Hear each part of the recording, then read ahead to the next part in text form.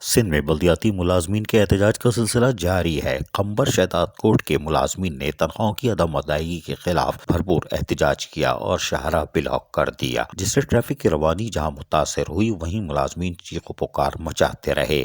بلدیاتی سہولتوں کی فراہمی والے یہ ملازمین قمبر شہداد کوٹ کے لوگوں کو بھی بتا رہے تھے کہ ہم فرائض انجام دیتے ہیں لیکن ہم تنخواہوں سے محروم ہیں، جبکہ اس موقع پر وہ کیا نعرے بازی کر رہے ہیں، سنیے انہی کی زبانیں۔